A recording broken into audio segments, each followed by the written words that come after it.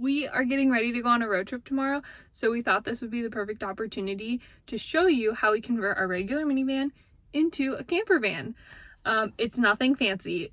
We basically just sleep in it.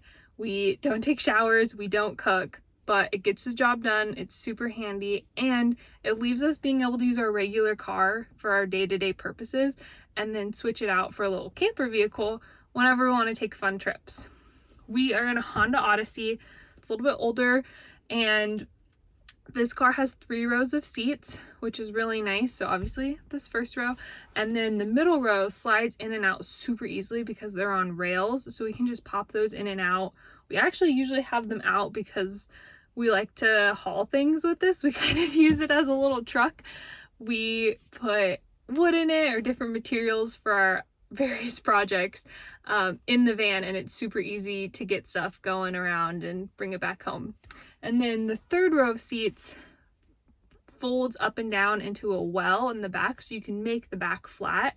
Although we generally take those seats out when we're doing this camping conversion just to give us more room, but you could totally leave them in.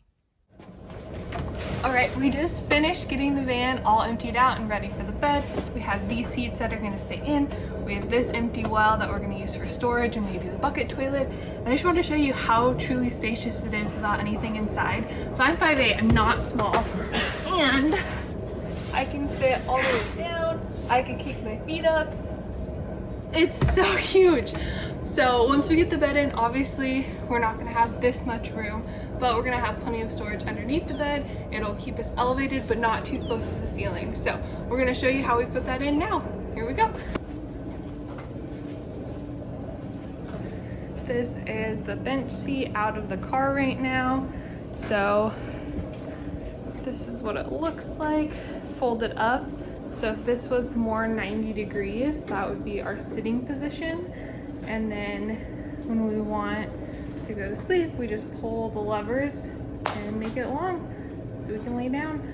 On the back side, this is what's supporting the bed. This guy broke, but we have some cable supporting a piece of cardboard, supporting foam, which is then covered by this fake leather, and that's what makes it comfy.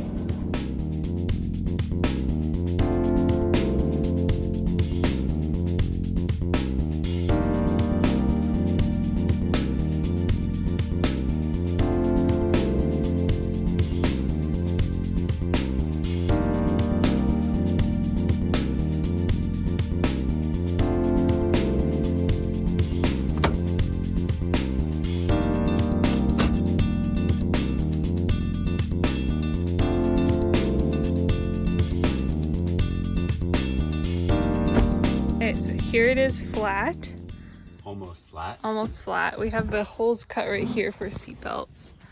To make it flat before it's entering some pieces of wood under the frame. This is what it looks like. All right, so we still have plenty of space in the back to load stuff up. And it gives us a little gap in the front where we usually put like food or the shoes we're wearing. And then underneath, it's pretty spacious. It's hard to tell from here, but you can definitely fit, I mean, this is the size of my hand. Stretched out, doesn't quite reach. So good room for bags, for shoes, for all our stuff. Hopefully we're able to make it all work. If not, we'll just throw some stuff on top of this and move it when we sleep. Ford has secured our bucket toilet, so we just have it bungeed, and then it's hanging on. Let's see. Yep, the bungees are right there connected to where that other seat clicks in. But hopefully we don't have to use it, because then it would be right by our heads, but there's a way of protecting ourselves. But it's secured, so it's not going to leak all over the place or fall over. We have a good system for it. And then we're just putting in our things that we need, cables and tools.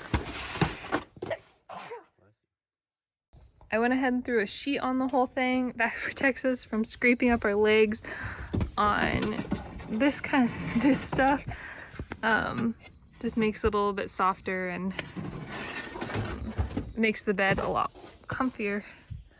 All right, we just finished packing. Everything fits, thankfully. We've shoved in every nook and cranny we could.